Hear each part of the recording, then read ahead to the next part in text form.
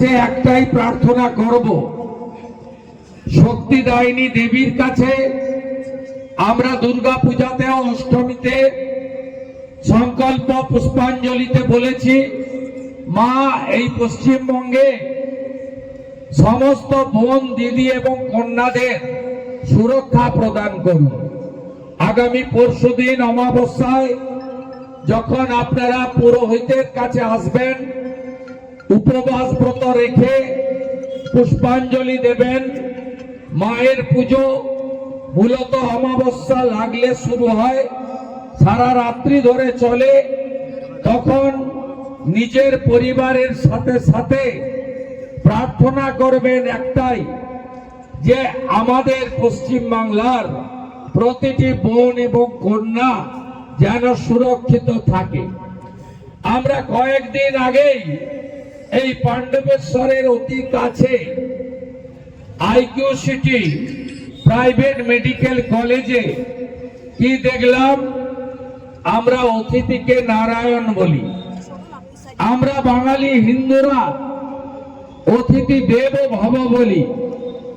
আমরা অতিথি সেবা করলে মনে করি নারায়ণ সেবা হলো।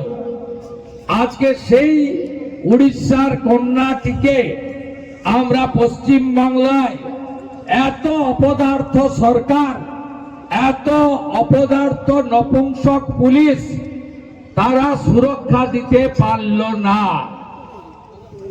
আজকে বোনটি গণধর্ষণের শিকার হলো জিহাদিদের দ্বারা, বিধর্মীদের দ্বারা।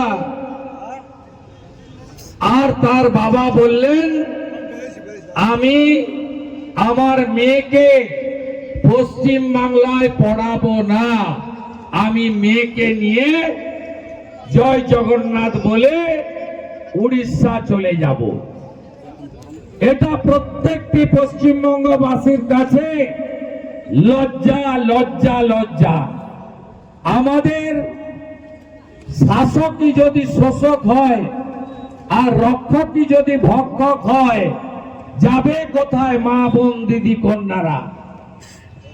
আমাদের রাজ্যের পুলিশ মন্ত্রী, যিনি 14.5 বছর শুধু মুখ্যমন্ত্রী নন, পুলিশেরও মন্ত্রী, তিনি দার্জিলিং এ পাহাড়ে মনোরম পরিবেশে 58টা গাড়ির কনভয় নিয়ে বেড়াতে যাওয়ার সময় দমদম এয়ারপোর্টে দাঁড়িয়ে বললেন, গার্ল চাইল্ড মানে শিশু কন্যারা রাত্রিবেলা বাড়ি থেকে বেরোবেন না।